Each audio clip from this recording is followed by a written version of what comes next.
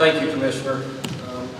I know on your program it says that Alan Nicholas, my boss, the force supervisor, is going to be here, but he had a family emergency, and so he asked me to do that, which was, there's a funny story with that, is me and the other staff officer were putting this program together for him last week.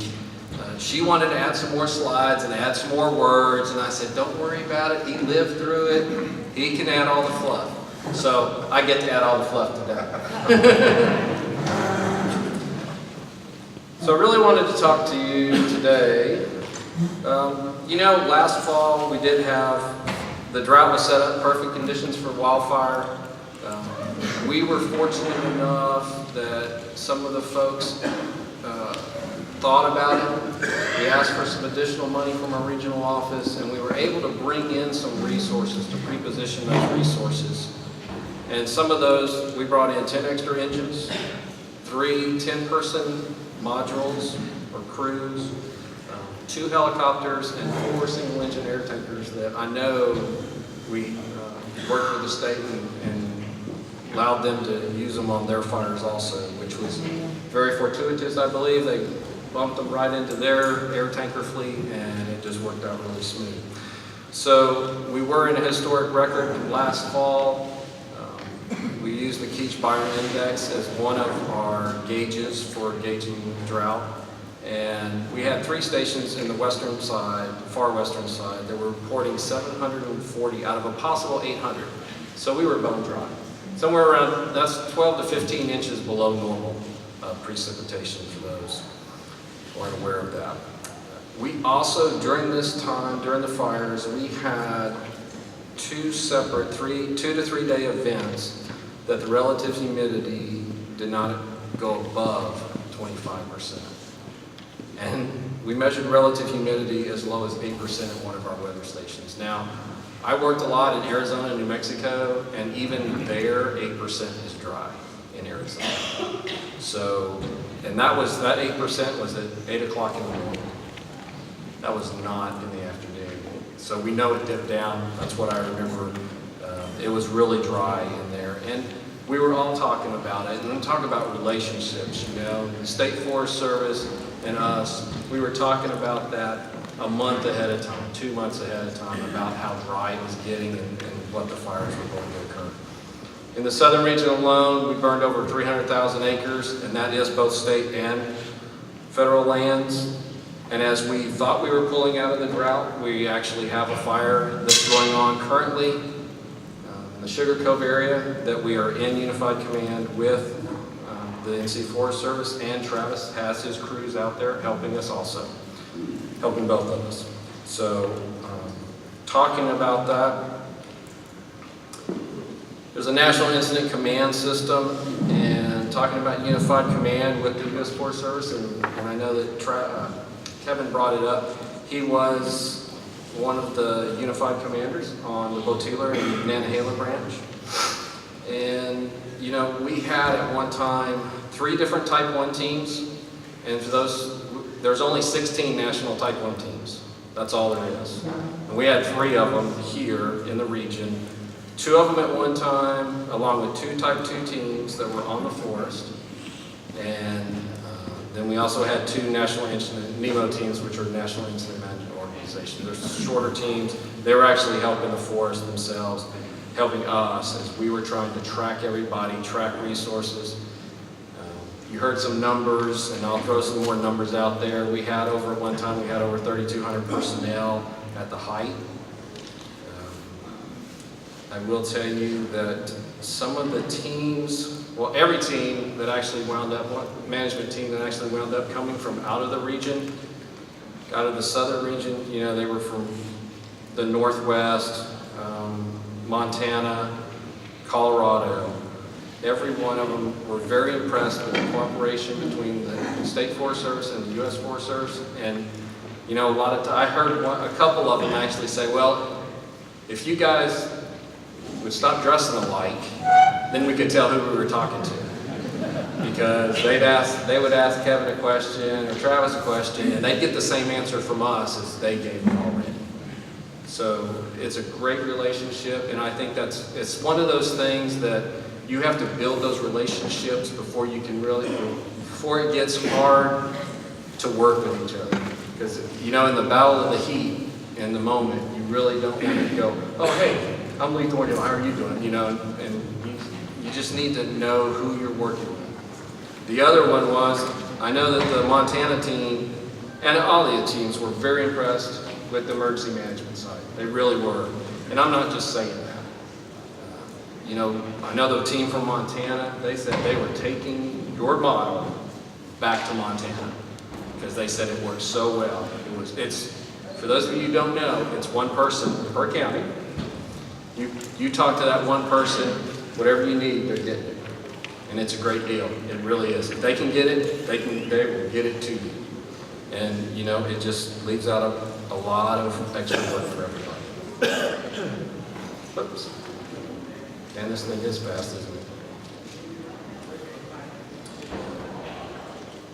Let's see, we had a couple vehicle accidents and with no injuries, and we had one broken leg.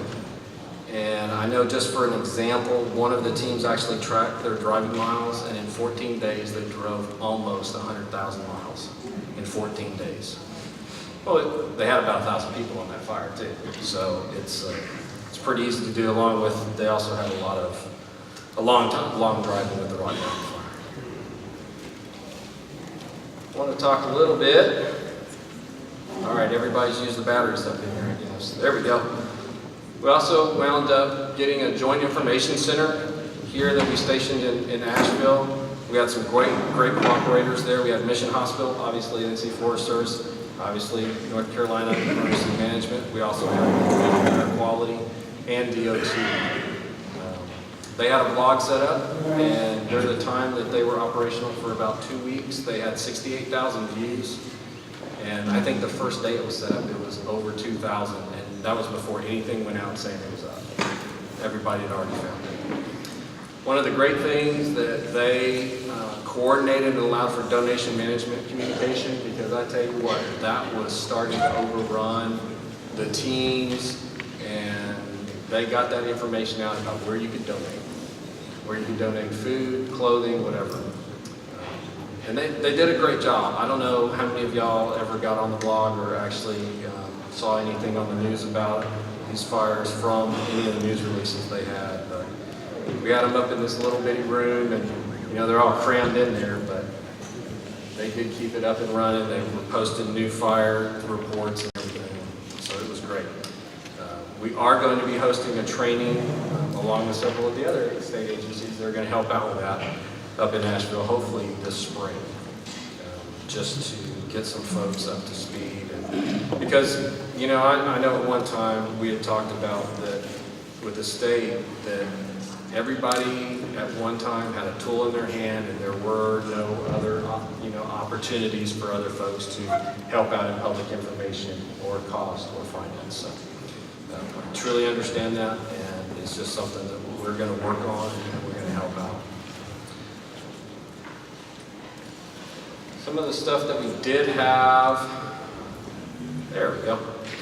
So talking about some of the aerial resources that we had during the fire season, we had over 30 aircraft assigned to North Carolina, including, in the top right is a picture of a CLT 415 Super Scooper that we used for a couple days in the wilderness, and just dropping rider. That's taken off of Lake Santilla, up just above Robbinsville, where they were working in the wilderness.